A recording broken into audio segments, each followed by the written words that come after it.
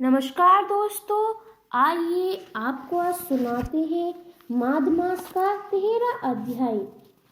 विकुंडल कहने लगा कि तुम्हारे वचनों से मेरा चित्त अति प्रसन्न हुआ है, क्योंकि सज्जनों के वचन सदैव गंगा जल के सदृश पापों का नाश करने वाले होते हैं। उपकार करना तथा प्रिय बोलना सज्जनों का स्वभाव ही होता है। जैसे अमृत मंडल चंद्रमा को भी ठंडा कर देता है। अब कृपा करके यह भी बतलाइए कि किस प्रकार मेरे भाई का नरक से उद्धार हो सकता है। तब दूत कुछ देर ज्ञान दृष्टि से विचार कर मित्रता रूपी रस्से से बंधा हुआ बोला कि वेश्ये, यदि तुमने अपने भाई के लिए सुअर की कामना करते हो तो जल्दी ही अपने 8 जन्म के पुण्य फल को उसको निमित्त अर्पण कर दो। तब विकुंडल ने कहा कि दूत, वह पुण्य क्या है और मैंने कौन से जन्म में और कैसे किया है, सो तब बताओ, फिर मैं अपना पुण्य अपने भाई को दे दूंगा। दूत कहने लगा कि हे वेश्ये, सुनो, मैं तुम्हारे पुण्य की सब कथा कहता हूँ। पूर्व समय में मधुवन में शाल्की नाम का एक ऋषि था। वह बड़ा तपेश्वरी, भगवान के समान तेज वाला, नवग्रहों की तरह उसकी स्त्री रेवती के 9 पुत्र थे, जिनके नाम ध्रुव, शशि, बुध, तार, ज्योतिमान थे। इन 5 ने गृहस्थाश्रम धारण किया तथा निर्मा, जीतमय, ज्ञानिष्ठ और गुणताग यह चारों संन्यास ग्रहण कर वन में रहने लगे। यह शिखा सूत्र से रहित पत्थर और सोने को अपना समझते थे। जो कोई अच्छा या बुरा उनको अन्न देता वही खा लेते, और कोई कैसा ही कपड़ा दे देता उसको ही पहन लेते। सदैव ब्राह्मण के ही ध्यान में लगे रहते। इन चारों ने व्रत, शीत, निद्रा और आहार सबको जीत लिया। बस चर अचर को विष्णु रूप समझते हुए मौन धारण करके संसार को विचरते थे।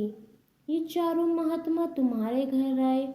जब तुमने मध्याह्न के समय भूखे प्यासों इनको आगमन में देखा तो तुमने गदगद कंठ से आंखों में आंसू भरकर इनको नमस्कार करके इनका बड़ा आदर सत्कार किया।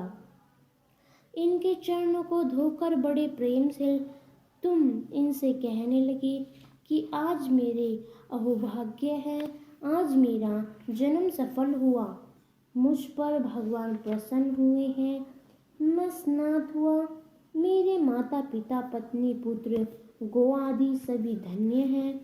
जो आज मैंने हरि के स्वदर्श आपके दर्शन किए, सो हे वेश्ये, इस प्रकार तुमने चरण धोकर जल को मस्तक से लगाया, फिर विधि पूर्वक इनका पूजन करके तुमने इन सन्यासियों को भोजन कराया।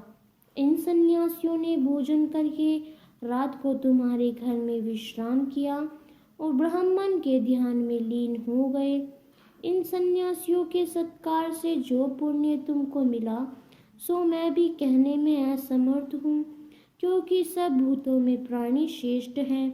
प्राणी में बुद्धि वाले, बुद्धि वालों में मनुष्य और मनुष्य में ब्राह्मण, विद्वानों में पुण्यात्मा और पुण्यात्माओं में महाज्ञानी सर्वश्रेष्ठ है।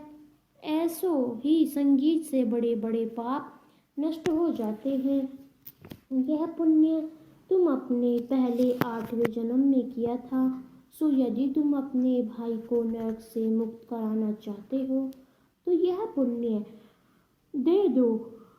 सो दूत के ऐसे वाक्य सुनकर उसने प्रसन्नचित्त से अपना पुण्य अपने भाई विकुंडल को दे दिया और वहां नरक से मुक्त हो गया और दोनों भाई देवताओं से पूजित किए गए।